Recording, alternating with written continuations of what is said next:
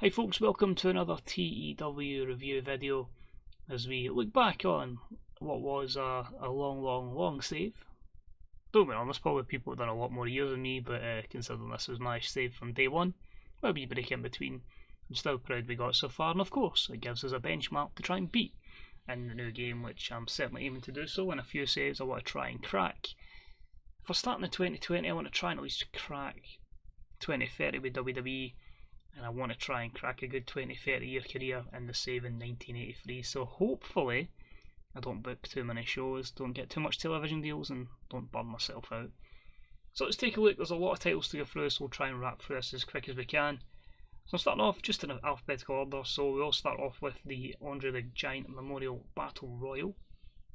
My winners are Darren Young, Big E, Marty Scurll, Braun Strowman, Tommaso Ciampa, Mark Coffey and Randy Orton. This was always planned for people that were expected to do well, but realistically I think only Ciampa and Strowman became WWE Champion. Scurll was kind of hit and miss. I kind of just kept losing faith in him at times. Randy Orton was kind of like a thank you, we need to put you in somewhere, so we'll put you there. So overall, mixture of winners there.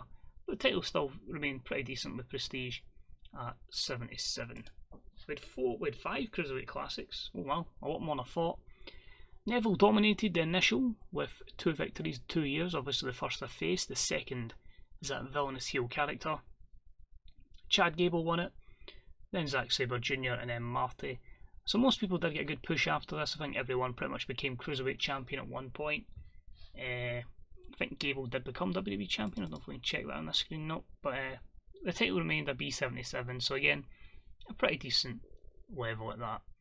The Johnny Laura Memorial Battle Royal we done 4 times, and we had 4 different winners, all had good careers. We had 2 went on to become champion, 1, maybe even 3, I don't know if Alexa Bliss was champion before she'd won this, but we had Toni Storm win 1, we done 1 basically in November as well, and then 2, we've done them all over the place, 1 in April, 1 in November, 2 in March, okay, but anyway, Toni Storm, Alexa Bliss, Ruby Riott and Tegan Nox. Tegan would have got a push if we'd have continued on with the save. It was a last minute addition, the 24/7 Championship, which only saw Drake Maverick and Mojo Rawley win it. But as you can see there, his last defence was in October. This is now in April. I kinda lost sight of it. I'm hoping that doesn't happen in the new game. Don't be surprised if it does. I'll skip the WWE title, leave the 2 to the end. So the Cruiserweight Championship. Now this is where obviously we're going to get a lot of champions and a lot of changing. So we introduced this one to Ricochet in August 2017, then he lost it to Kenny Omega, so that's a pretty good start as champions. Will Ospreay, Neville, Manny Andrade. Neville won it again as a heel, which is quite cool to see. Shane Strickland had it for a couple of months. You can usually see my most title reigns last about 3-4 months, and then I go and say that and Ricochet loses it in a month in his second reign. Marty Scurll won it for a few months before going to Grand Metalik. Then Austin Aries, then Tommaso Ciampa. You can see the biggest reign there was Metalik, went from August all the way through to April. Then we had Chad Gable, October to February. Neville won it for a 3rd time, February to March. And then Xavier Woods had it from March to October.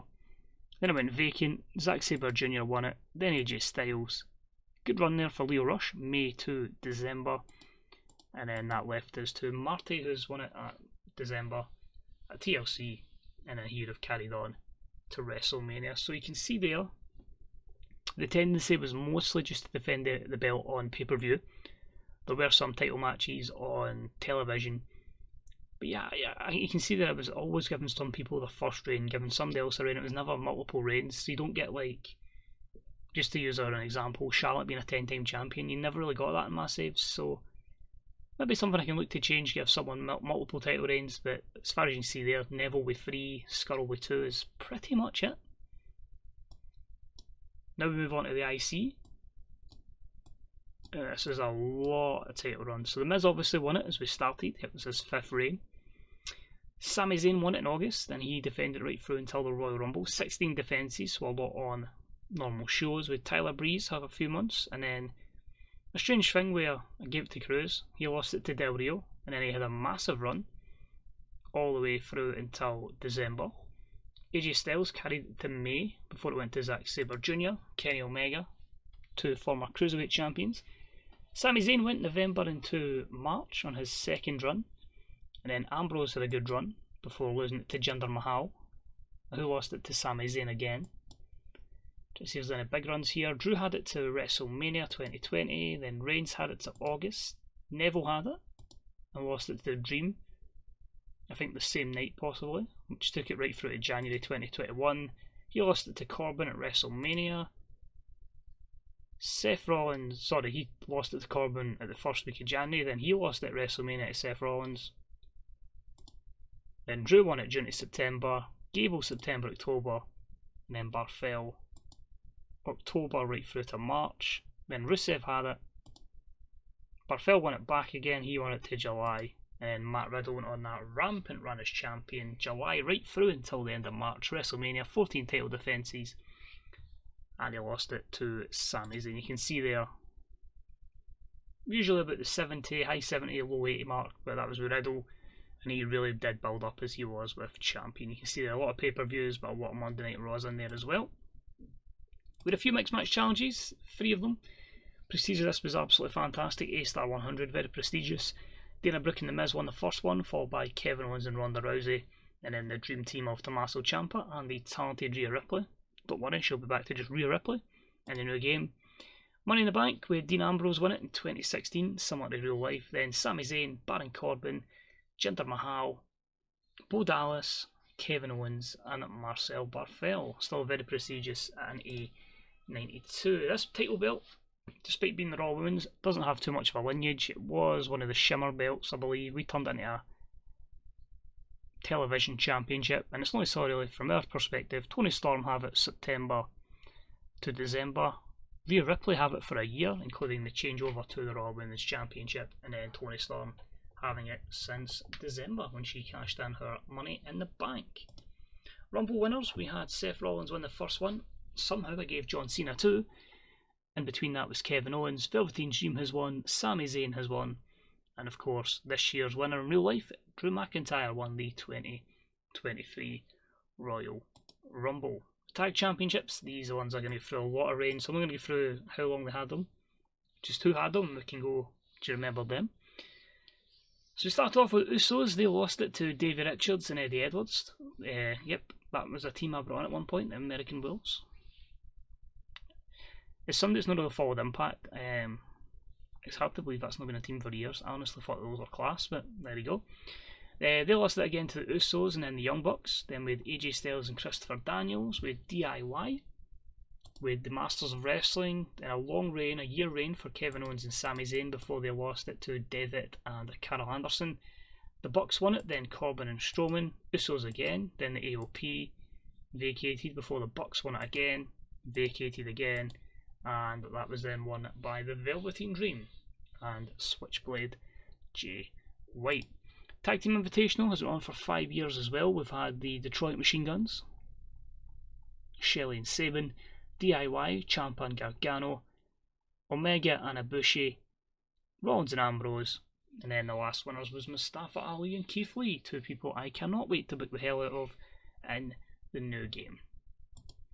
US title went through a good amount of champions as well. As you can see there, we started with Kalisto after he beat Ryback at WrestleMania. This led on to matches against Kevin Owens, then Kurt Angle won it. That was a nice wee mini feud they had right at the start. So he got his second reign with the belt. Then Kevin Owens again, then Cesaro, Nakamura, John Cena. I think this was about the time Cena did win it in real life, so he had the US Open Challenge, hence the many defences. The Miz had a third title reign, then so did Cesaro, Baron Corbin, a second reign for Ziggler, then with Bo Dallas, then a third reign for Ziggler. Rusev, Austin Aries, Ibushi, Scurll were in there as well for title reigns, a fourth reign for the Miz. Then Rusev again, Murphy got a run, Gargano, Randy Orton, Fergal Devitt, Chad Gable, Kevin Owens for the third time, and then Will Ospreay, again seen this floating at a B77 for Prestige. The Women's Championship, this one had a lot of people in it as well, not too many long runs. As I said, Charlotte has 10 in real life, nowhere near as many in here. So obviously she started as champion, she got that belt, dead on WrestleMania 32. Obviously the changeover of what the belt was from the Divas Championship, I believe. Then Becky won it, then Sasha, then Paige. So I'd already went through 3 of the 4 of the Horsewomen of WWE, with a second one for Becky and a second for Sasha before Bayley got her big moment and she lost it to Eva Marie. Then Alexa Bliss had a run. Crazy Mary Dobson had a good run. Then Dana Brooke. Then a second run for Bayley. Then Cheerleader Melissa. Then a second run for Dana Brooke. Dana Brooke got her second title run before Charlotte. Says a lot, doesn't it? Paige was still an active competitor. She, obviously this mod was before she got injured, so she got her second title run. Sasha got a third. Becky got a third. Ronda got her first. Paige got a third again. Sasha got a fourth. And that led us to this great title reign we've had so far with Ruby Riott. Your Money in the Bank winners were Emma, Sienna Allison, who never cashed that in, Mia Yim, who never cashed that in, successfully I should say, Becky Lynch, Mia Yim again. I was really determined to push Mia and it just never happened. I just couldn't get her over. And Toni Storm, who successfully did cash in. Your Women's Rumble had 2, and that was Sasha and Charlotte, who had picked up victories. The Shine Tag Team Championship, so basically again stole from Shimmer. We had that belt with Becky Lynch and Dana Brooke, Ike Ando and Arisa Nakajima. I remember that. We had Dana Brooke alongside Chris Wolf, which was the build-up of trying to get Chris Wolf over, which never happened. Abby Leif and Melissa, so we just couldn't get Abby Leif over. That's how long ago that was. She's been out WWE for a while now. Or is it Kimberly? I want to say her name is in Independence. Mandy Rose and Liv Morgan had a run, then Candice LeRae and Toni Storm, before Sarah Logan and Liv Morgan again. Charlotte and Bayley, Liv Morgan and Ruby, so Liv's had 3 different title runs with different tag partners. And then Mandy Rose and Sonya Deville took it right through to her final champions of Deonna Purrazzo and Laurel Van Ness. So she of course will revert back to Chelsea Green once we get to the new game. I had a great idea of having a G1 climax, and we did stupidly do like 16 episodes and full on matches every night, and I think it did kill the series at that time for a lot of people because it was just kind of lazy. So we turned into effectively a major King of the Ring. But Cena won the first one, Bryan won it, then Reigns, then Devitt, then Barthel, and then McIntyre. So if the evidence of a Drew McIntyre push wasn't there before the Rumble win, this certainly got him there. So that was good to give them the victory in '92. It's quite cool. World Tag Team, again, will go through a lot of people, a lot of reigns, far too many. So Kofi and Big E were on their big run at the time, so I was quite happy to keep them on it, but they held it until losing it to Nakamura and Hideo Itami before they lost it to Shelley and Sabin. Then Gallows and Anderson won it, and then it moved on to Enzo and Big Cass before Gallows and Anderson won it again. Then the Vaudevillains, that seems like an eternity ago, they won it in 2017 before American Alpha. Then the Revival, then everybody's favourite Mojo Bojo. Then My Generation, Noam Dar and Pete Dunne. The Revival again for a second run. The New Day for a third. Revival again. Hardys won it in 2019. Then the Brotherhood. Then we had the Mighty Don't Kneel, or TM61 they would have been in WWE. Ziggler and Jordan, the Revival again. Switchblade and CJ Robinson. Braun Strowman and Bray Wyatt. The Golden Lovers, Elias and Aiden English, the Coffey Brothers, Ambrose and Rollins, again 6 times teams are getting their first belts, Wyatt and Harper, Walter and Marcel Barthel, Keith Lee and Mustafa Ali, and then a second title run for Bo Dallas and Mojo Rawley. So again, I started off where it was teams getting multiple title reigns, and I just started giving new title reigns to everybody else, so I'd be very surprised if there's many wrestlers here that haven't left with some sort of title run. So again, stuff I need to look to amend in the new game. The Mae Young Classics, Sasha won it in 2018 and 2020, and with wins for Charlotte, Paige and Ronda Rousey, keeping the prestige of that quite high. We'll start with the World Heavyweight Championship. This one had a little bit of glitch in it because we had to reactivate it, so it kind of kept John Cena as champion, as if he had a 4-year reign. But anyway, it went to Nakamura, then Kevin Owens, then Sami Zayn, then Bray Wyatt. We kind of tied this in that Cena won it again and became the record holder because of that glitch on October. You can see that it's 2 2013 reigns, so we just warped that at an angle there, that he was the world holder for reigns. Randy Orton, Dean Ambrose, Randy Orton again for the 5th time, Roman Reigns, Baron Corbin, Randy Orton for a 6th time, Corbin for a 2nd, Sami Zayn, Jinder Mahal, then with Ambrose and Reigns. The plan with Orton there was basically to get him close to the same as Cena, so we could have a big match up to see who became the record holder, but obviously that glitch kind of didn't help that. Kofi got a run in there as well. Roman took it for a 3rd time, Kevin Owens for a 2nd. Imagine we were in a world where Sami Zayn is a 4th time World Heavyweight Champion. Can almost say I'm a fan of him. Fergal Devitt, Ricochet won it, Velveteen Dream. He had to vacate it because of drugs. Then Daniel Bryan, Pete Dunne, and that took us to your champion since September, Andrade Cien Almas. We finish up with the WWE Championship. Way back to Roman Reigns winning it from Triple H. Of course, Dean Ambrose cashing it in, and then he lost it to AJ Styles, who then lost it to Seth Rollins' 2nd reign at WrestleMania. That resulted in Reigns winning it for a 4th time, then Braun Strowman, then Daniel Bryan, then Kevin Owens, Samoa Joe got his 1st run as well, Daniel Bryan for a 5th time, John Cena for a 13th time, Fergal Devitt, Bo Dallas became champion for like a month before losing it to Devitt again, Bryan for a 6th time, The Miz got a 2nd one because he was on top of the world in real life as well and really should have became WWE champion again, Okada, which I sometimes forget was champion, Ciampa, Sami Zayn won it off him in that Good vs Evil match. He lost it to Strowman, who lost it to Adam Cole, who got cashed in by Marcel Barthel, and of course your champion as we finish the save is Drew McIntyre. So that is your history of WWE and my TW save. You can see there's a lot there I certainly wouldn't have booked again, but yeah, you grow as a booker as time goes on, and I need to look to try and not make the same mistakes as I'd previously done. So thanks for watching. As remember, the game is beta and demo on the 23rd of April. We have full release on the 30th. Of course, you won't have any real world mods straight away. You'd have to convert some previous ones. So it's up to you how you want to look at it, if you want to hold off or if you want to try and convert some over. But apart from that, keep an eye out on various sources, the Grey Dog Software forums for more information as the game as we get it.